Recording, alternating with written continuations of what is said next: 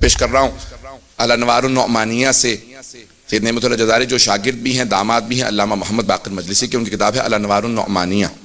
اس میں انوار ائمہ علیہ السلام کے انوار سے متعلق پوری بحث ہے، بہت تفصیل سے 4 جلدوں میں کتاب ہے.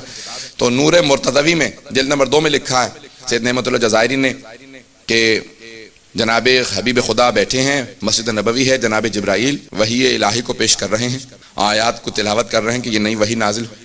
اتنے میں ایک جوان کا گزر ہوا، جناب جبرائیل وحی کو روک کے کھڑے ہو گئے. وہ جوان جب چلا گیا دوبارہ بیٹھے، وحی کو جاری رکھا. اتنے میں دوبارہ وہ جوان پلٹ کے واپس آیا اور ان کے آنے پہ جناب جبرائیل دوبارہ تعظیماً کھڑے ہوئے، وحی کو روکا. جب وہ چلے گئے تو پھر دوبارہ بیٹھے اور وحی کو جاری رکھا.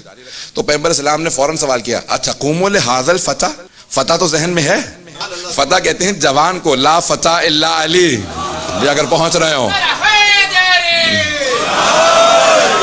تو اب حبیب خدا نے سوال کیا اتقوم لہذا الفتى، اے جبرائیل کیا آپ اس جوان کے لیے کھڑے ہو جاتے ہیں تعظیماً؟ کہا لماذا اقوم لمن علمنی، یا رسول اللہ میں اس کی تعظیم میں کیوں کھڑا نہ ہو جاؤں جس نے مجھے تعلیم دی ہے.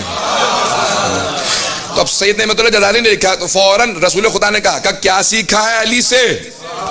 کہا ان سے کیا سیکھا؟ کہا یا رسول اللہ جب اللہ نے مجھے خلق کیا تو ملائکہ ہماری طرح سے خلق نہیں ہوتے کہ پیدا ہوں گے جوان ہوں گے بڑے ہو جائیں گے، وہ نور ہیں.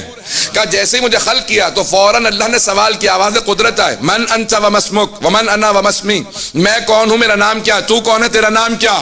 کہا میں متحیر پریشان تھا، ابھی ابھی خلق ہوا ہوں، میرا نام کیا ہے؟ توجہ توجہ. کہ وہ کون ہے جس نے سوال کیا؟ کہ میرے سامنے کچھ نہیں تھا، ایک مرتبہ اسی جوان کا نور میرے سامنے آ گیا. قول کہہ دے انت رب الجلیل و اسمک الجلیل، کہ تو سوال کرنے والا تیرا نام بھی جلیل ہے بہت بلند ہے اور تیرا وجود بھی بہت بلند ہے. کہ انا عبد الذلیل اسمی جبرائیل، اور میں بہت پست ہوں میرا نام جبرائیل ہے. یعنی اللہ کے مقابلے میں پیش کیا. کہا کہ اپنے آپ کو کبھی فخر سے پیش مت کرنا، اللہ کی بندگی کو ذلت کے ساتھ خاضع اور خاشع ہونے کے ساتھ پیش کیا جاتا ہے. کہا انہوں نے میرا نام بھی رکھا تھا، مجھے پہلی مرتبہ جواب بھی سکھایا تھا.